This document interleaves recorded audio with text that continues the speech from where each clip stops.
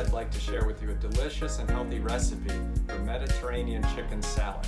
You can get all the details for how to make this recipe at cookingchatfood.com, along with details about the great wine pairing we had with it, which is a crisp white wine from the Lugana region of Italy.